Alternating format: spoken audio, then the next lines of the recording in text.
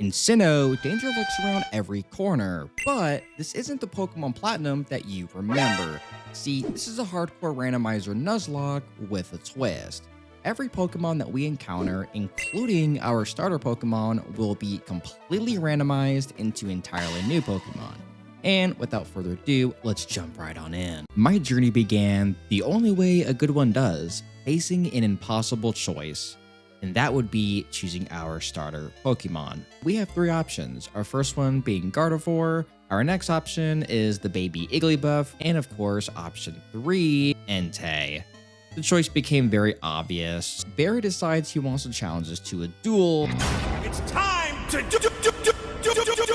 With Entei at my side, I set off into Lake Verity, ready to catch my first team member. We found a Vibrava, which would be a nice future dragon type pickup.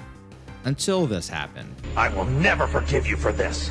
Well, thanks a lot, Entei. Luckily, we get some pretty nice encounters, starting with Natu on Route 201. Our next encounter on Route 202, the team kept growing stronger because next up was classic water starter Pokemon, Wartortle.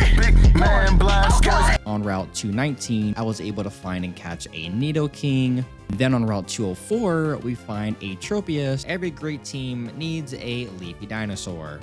Inside the Ravaged Path, we caught a Grotle. In Orberg Gate, we found a Marshtomp. And lastly, for now, in the Orberg Mines, we're able to find a Diglett. We find the gym leader Rourke deep inside the cave hitting some rocks, and we tell him that he needs to go back to his gym so we can continue our journey. And he does just that, and now our first gym battle begins. We lead with Tobias, goes for Psywave against Kecleon. Unfortunately, Kecleon has Bane Attack, which does good damage, and also the ability Color Change. So we make a swap into its Bananas, our Tropius, so that way we can abuse its Color Change ability by going for Razor Leaf, which makes Kecleon the Grass type. Afterwards, we can then go for a Gust, which then becomes super effective on Kecleon. We do this a few times and eventually take out Kecleon, knocking out Rourke's first Pokemon.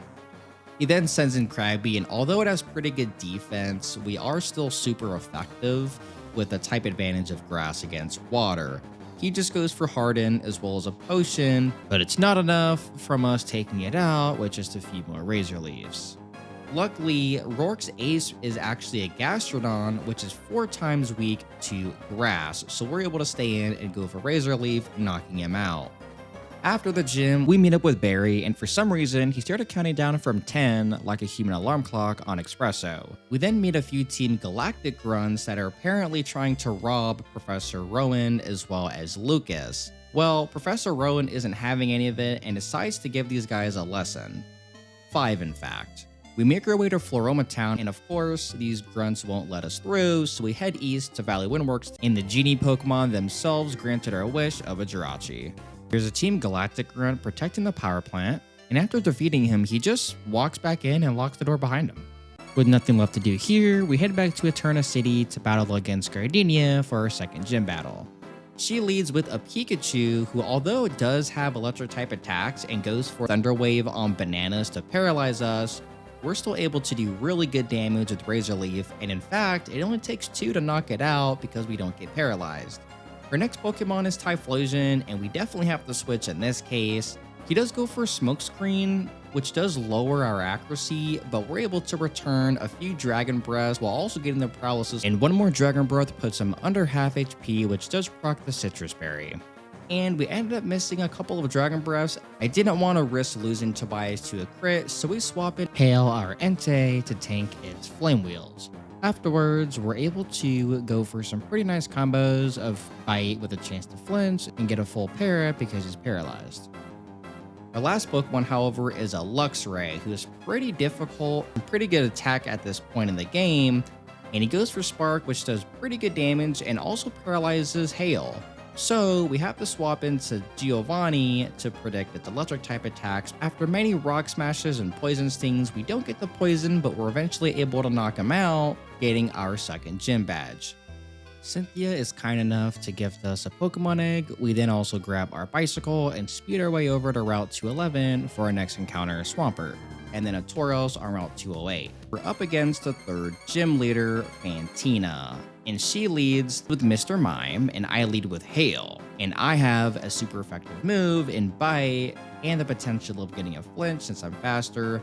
She does set up the Reflect, which does increase its defense, but after just a few more bites, we're able to knock him out just before Mr. Mime is able to also get a light screen off. Afterwards, she sends in Kabutops, who has some pretty good type advantage against Hail, so we swap into its Bananas since we can go for yet another quad effective grass type attack in Razor Leaf, which we do, nearly knocking it out in one hit, but it just takes one more Razor Leaf to land to be able to knock out Kabutops. And luckily, the randomizer has been pretty good to us because Fantina's last Pokemon ends up being an Oddish. We make one final swap back into Hail our Entei, and even though we get Stun Spored, we're still able to knock out Oddish with just a few Embers, getting our third gym badge. We then meet up with Barry, who's back from the Shadow Realm and wants to battle us again, so we do just that, and we lead with Hail as he leads with Claydol. Since this isn't a good matchup for me, swap in a Big Man or War Turtle and go for some Water Guns. Unfortunately, Water Gun isn't doing too much damage, and since we're taking quite a bit from Psybeam, I do end up swapping in a Tobias since we can resist its Psychic type Psybeam attacks. We're then able to go for a Dragon Breath, which also has a chance of paralysis, but we end up just knocking it out instead. Barry's next Pokemon is a Seviper, and he does go for a Screech, which does harshly lower our defense, which does become the bane of our existence. And that's because with our defenses lowered, Barry's next Pokemon is a Hitmonchan. And unfortunately, we can't risk switching out because it knows the move Pursuit, which does double damage if I do switch out. And since I can't swap, we go for another Dragon Breath, hoping for either a high roll or the paralysis, but we end up getting neither, and on the very next turn, Hitmonchan knocks out Tobias with a priority Mach Punch. We swap in its Bananas to get a revenge knockout with Gust, then he sends in his ace Pokemon, Gardevoir. And since Gardevoir is faster, she goes for a Magical Leaf, which doesn't do that much damage, and we're able to return some pretty good damage with Razor Leaf. But Gardevoir is going for a Wish, and since we don't want to get styled out for too long, I end up swapping in a Hail, who's able to handily knock it out with just a few bites since we avoid getting paralyzed. And since we took a pretty big loss, we do have to recoup by hatching this Pokemon egg, hoping for something really good, which ends up being a Weavile that we immediately add to the team. We then find a Jolteon on Route 209, followed by a Krogunk on Route 210. On our way to the next gym battle, we catch up with Lucas, and then this guy busts out onto the scene like it's Broadway and I'm trapped in a live musical.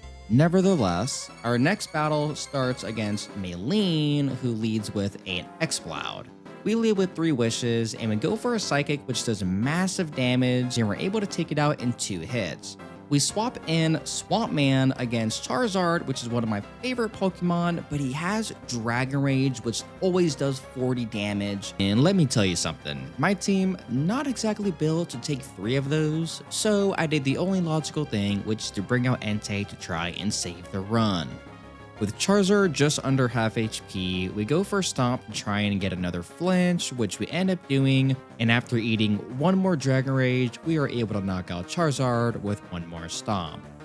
Maylene's last Pokemon is a Wigglytuff, and with Hail Weekend, we swap into Taurus our wings because everyone knows Red Bull gives you wings. And after doing some massive damage with a Horn Attack after we get the defense drop from Rock Smash, we make one final swap into Jirachi to knock it out with a critical hit Swift. And I did what any reasonable Pokemon trainer would do, and that's heading straight into a sketchy house to pick up my coin case. We then immediately go and gamble away all of our Pokédollars. Out of money! So with nothing else to do but go to our 5th gym badge, we meet up with Barry again, who gets immediately destroyed and runs away like a baby.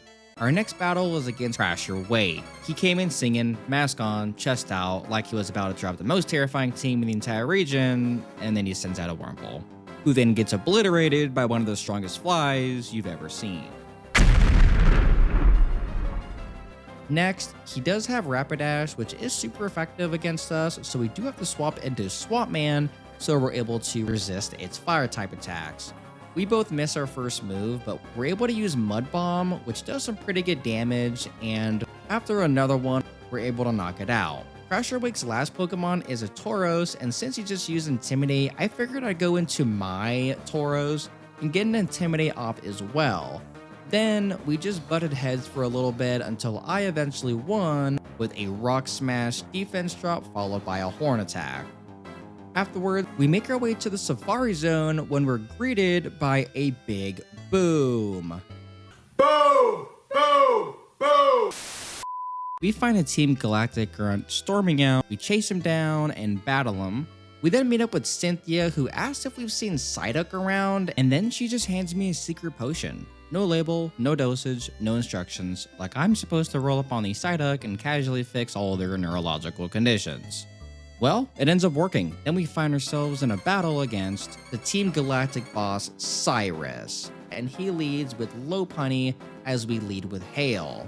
We go for Flamethrower, which does about half, and then Lopunny goes for Jump Kick, which gets a critical hit. It just takes one more Flamethrower and we knock it out.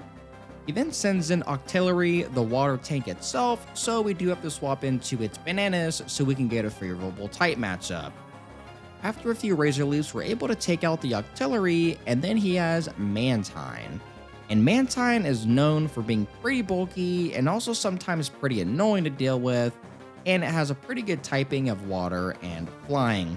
Since we don't have an electric type, we stay in and go for Fly, which does some good damage, but I'm getting really low, so we just swap into Razor Blade as Cyrus going for a Hyper Potion. We're then able to use a Night Slash, knocking him out. And once again, Barry is back from the Shadow Realm and attempts to battle us again.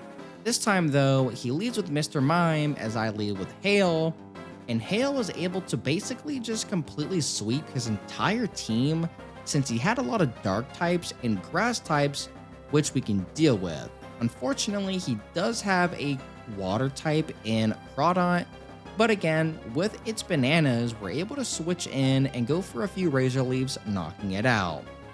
Then we know this story all too well. He still has Kecleon, who is able to color change, so we just abuse it by going for a grass type attack, so that way it changes to a grass type, and then we can go for Fly, knocking him out. Afterwards, we head to the next gym battle against Byron, who happens to be the father of Rourke. He leads with Pikachu as we lead with Swamp Man, and all it takes is one Mud Bomb to knock him out. He then sends in Celos, who I forgot isn't yet a ground type, so we go for Surf, but it doesn't do too much damage. He does go for Rain Dance, which means I could stay in and go for a water type attack, but we just swapped into its bananas, who was already low from the previous battles, and I forgot to go and heal, so we immediately have to swap right back out into Razor Blade, who takes a Muddy Water not that well, so we're hoping that a Night Slash can do some good damage, and it does. His last Pokemon is a Goldeen, and it's actually pretty scary because the rain's up, so he does get the Swift Swim boost, which raises its speed. But he just goes for Aqua Ring, so we're able to go for a Night Slash, knocking him out. Barry then tells us that in order to move forward with the story, we have to go to Iron Island first and get the HM for Strength. I mean, I guess. So as we were discussing our plan on how to stop Team Galactic, suddenly this happened. Boom! Boom! Boom! This time, we chase it down to the Team Galactic commanders, Mars and Saturn. After taking them out though, we're able to go right to our 7th gym battle against Candace, who leads with a Lotad. We lead with 3 wishes, and we're able to go for a Psychic because it does massive damage, and it knocks it out. Afterwards, he sends in Fortress, which we have the perfect counter to. We have a special attacking fire type move in Flamethrower, which again is quad effective against Bug and Steel. Next, he sends in Badoo, but since there's not really a threat, we can stay in and go for another Flamethrower, knocking it out as well. Lastly, she sends in Spinnerack, which means we're able to go for a third flamethrower, knocking it out and easily getting our 7th gym badge. We then infiltrate the Team Galactic hideout, where Cyrus is giving a speech about destroying the world, which is kind of reminiscent of General Hux' speech in The Force Awakens about the destruction of the Republic. The end of a regime that acquiesces to disorder.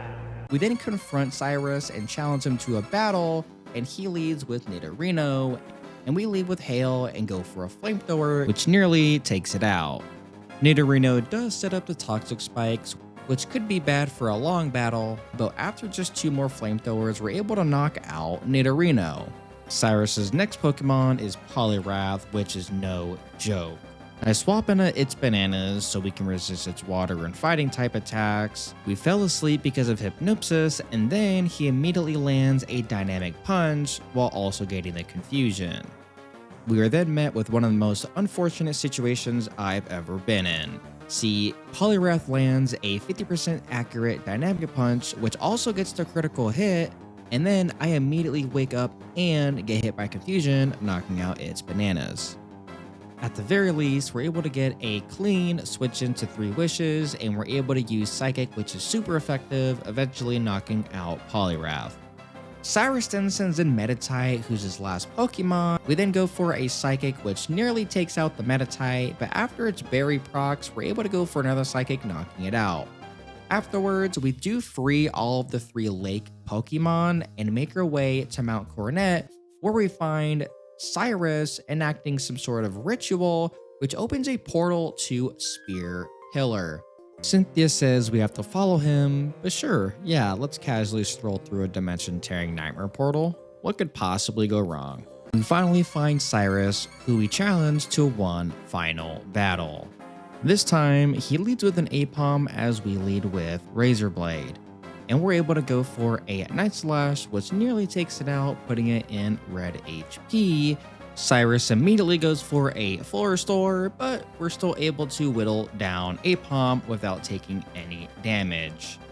His next Pokemon is Bulbasaur, who just goes for a Worry Seed, doing no damage, so again, we're able to knock it out with just a few Night Slashes.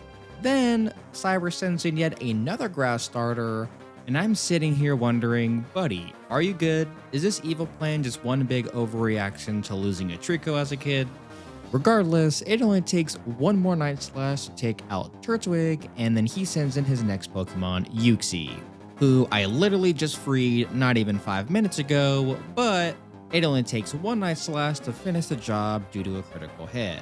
Lastly is Wormadam, and we do go for Night Slash again, which does pretty good damage. Wormadam decides to flirt with Weavile by going for Attract, but my boy Weavile, he knows better. He doesn't fall in love with garbage and immediately takes it out. And just like that, we foiled Cyrus's plans and head on out to get another encounter. We find a Mischievous in Sandoff Springs. We immediately head over to Sunny Shore City and battle against Volknur. He leads with Bayleaf, who is my starter for Legends ZA. We then accidentally click Bite instead of Flamethrower, which lets Bayleaf set up the light screen. On my next turn though, I do go for Flamethrower, and even with the light screen buff to its special defense, I'm still able to knock him out. Next is Snorlax, and I know Snorlax is already specially bulky, so I go out into a physical attacker and Wings and even get the attack drop with Intimidate. Snorlax goes for block so we can't escape, but I am going for Rock Smash to get some defense drops, but unfortunately he goes for Body Slam and even gets the paralysis, followed by a critical hit. And just like that, Wings is gone. So we do swap out into Hail and go for a Stomp, which unfortunately puts him into a heal range. After Snorlax and Hail are both roughly around half HP, I go for a Flamethrower, which does get the burn, which does reduce Snorlax's attack, but its next Body Slam not only critically hits, it also paralyzes us. Unfortunately, the burn doesn't knock out Snorlax, so I do have to swap out into Jirachi. It also gets a paralysis on Jirachi. The burn does take out Snorlax on the next turn, and since I have the move Refresh, I use it, clearing my paralysis. He then sends in Ralts, who I'm able to go for a few Psychics to knock it out. Volkner's last Pokemon is a Slowpoke that knows the move Amnesia, and since I didn't want to play the stall game, I decided to use my secret move, Parasong. And what this does is after 3 turns, the Pokemon that's in gets fainted. We then make our way towards a Champions League, but in Victory Road, we find our final encounter, which is a Metapod. My final team against the Elite Four Gauntlet is Entei, Misdreavus, Lantern, Toxicroak, Fearow, and Torterra. I also decided I was going to add another challenge at this point, and that's to see if I can beat the entire league without healing in between battles. We start off this gauntlet against Aaron, who leads with the Meditite as we lead with Hail. And after one Flamethrower, we easily knock him out, and then he sends in Vaporeon, so we swap into our Anglerfish, the Lantern. We're able to use a few discharges, which is super effective, and we're able to knock it out. Next is Cherubi, and since I have the perfect counter, I swap into Toes, going for a Stab, super effective Poison Jab, knocking it out. He then sends in Lunatone, who has pretty good coverage against my team, and even goes for Cosmic Power, raising its defense and special defense, making it even more bulky. However, we're able to go for a few Surfs, even though he tries setting up again with another Cosmic Boost, knocking him out. Next is Volbeat, who's done more damage than I've ever seen it do before, with Double Edge getting us to nearly half. I'm able to go for a Discharge, which does some pretty good damage, and also getting the Paralysis. And after Hail comes in, we finish it off with just one super effective Flamethrower. Our next Elite Four battle is against Bertha, and she had some incredible plays. She starts off with Voltorb going for Magnet Rise as I go for a ground type attack, and as I go for Razor Leaf on my next turn, she immediately swaps out into a Flying and ground type in Gliscor. So we make another read of our own by swapping into Finn and go for a Shadow Ball. She then reads that play and goes into Regigigas, who's a normal type, which is immune to Ghost. We then swap into Toes to go for a fighting type attack, but she even goes for Confuse Ray. We then go for a Revenge, which always goes second, but he goes for Zen Headbutt, which is quad super effective, but we barely hang on, and by avoiding confusion, we're able to hit it with a Revenge, knocking it out. She then sends out Voltorb, so we go back into World Boy to try and get some good damage off with Earthquake, except she goes for Magnet Rise again, predicting it. We then go for Razor Leaf as she switches in yet again into Gliscor, and with a combination of Razor Leafs and Leech Seeds, after she uses a Forest Store, we're able to knock it out, but we still took some pretty good damage. And I feel like this is deja vu all over again, and since the third time is a charm, I instead go for Razor Leaf, predicting its Magnet Rise. And just after 2 Razor Leaves, we knock out Voltorb. She then sends in a Misdreavus of her own, but I do have type coverage. In Crunch, she goes for a Parasong of her own, but just after 2 crunches with the defense drop, we're able to knock it out. And although my Perish count fell to 2, her last Pokemon is a Raichu, who is pretty frail and weak to ground, so we stay in going for an Earthquake, knocking it out. We're halfway through this gauntlet, and our next battle begins against Flint. Flint leads with Electabuzz, and we lead with Tiny Bird, which is a terrible matchup, so we actually have to swap into Angler. Luckily, we have Volt Absorb, so we're able to heal back some HP from that electric type attack and stay in and go for a Surf, which does pretty good damage. Flint then makes a read by predicting us for going for another Surf and swaps in a Vileplume to resist it. So we swap into Tiny Bird our Fearow since we have super effective flying type attacks. He surprisingly stays in with Vileplume, but does go for a Stun Spore, which does make us slower and have a chance to fully para. We then go for Drill Peck, which does amazing damage, nearly taking it out, and he locks himself into Petal Dance. However, when he gets confused on the last Petal Dance, he then can go for a full Restore unless I knock him out. Unfortunately, he does get the full para and is able to heal. And so I go for Roost, trying to heal as well. Eventually, Vileplume ends up taking itself out, hurting itself in confusion. He then sends in Electabuzz. But since we have the perfect counter, we go back into Angler again, healing back to full thanks to its Volt Absorb ability. And we go for Signal Beam because we want to do just a little bit of damage to put it in range to where he doesn't full restore again. So I do that and then knock it out with Surf.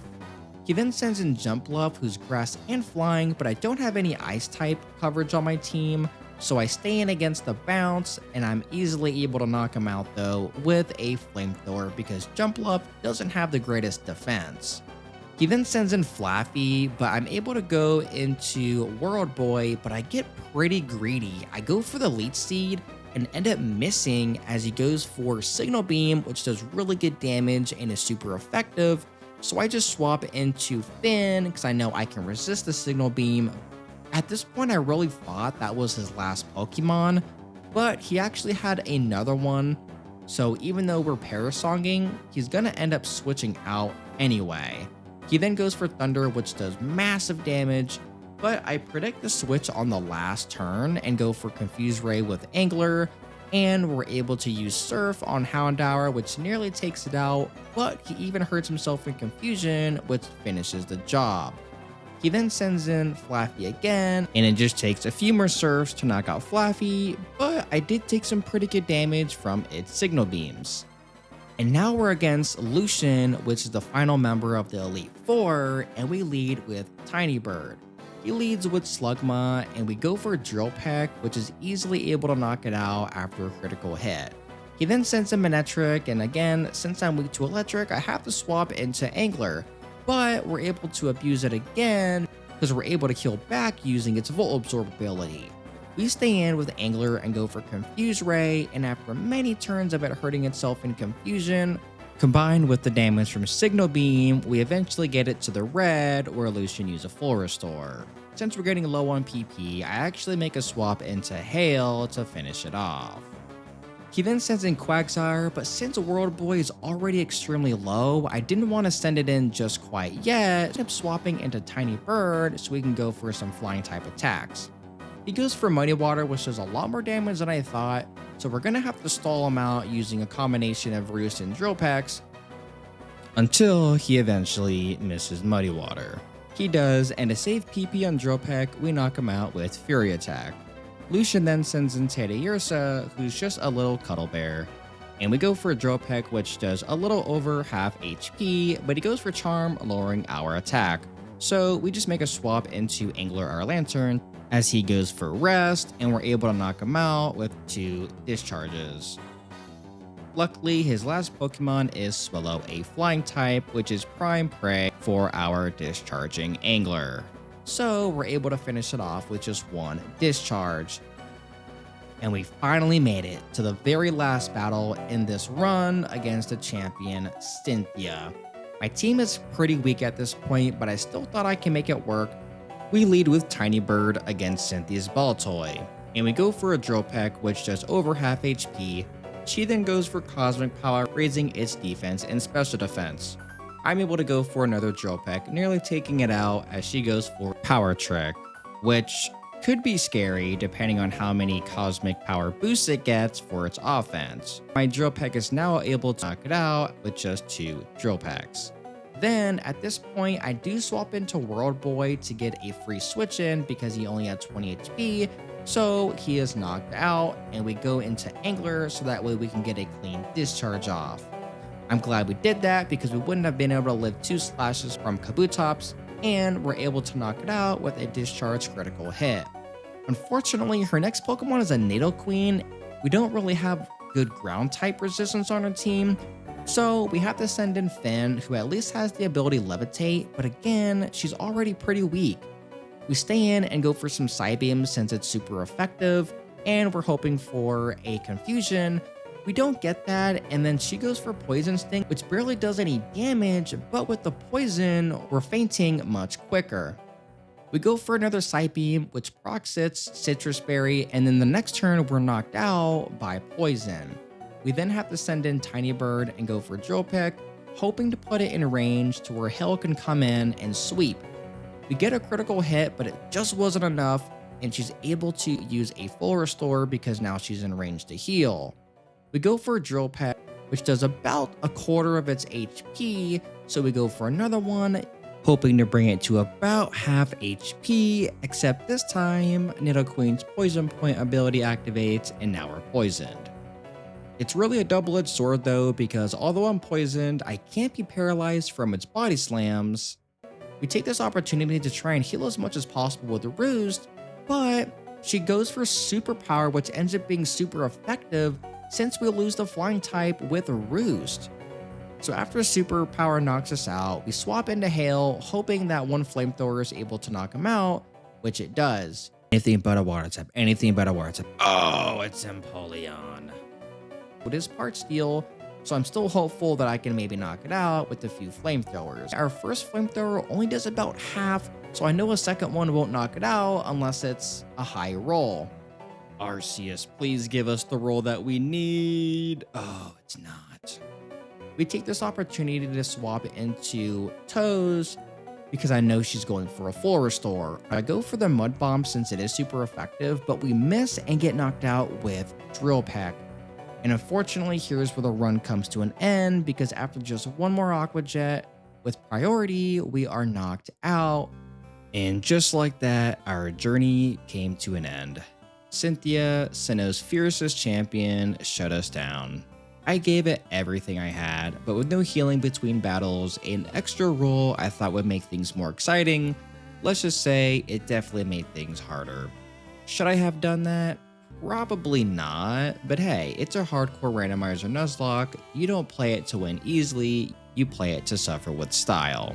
If you enjoyed this run as much as I did, please be sure to hit the like button to show your support, as well as subscribe and turn on post notifications so you don't miss out on our next run. Feel free to also roast me in the comments or tell me which region you want me to take on next. Thanks for watching, and as always, take care and stay awesome.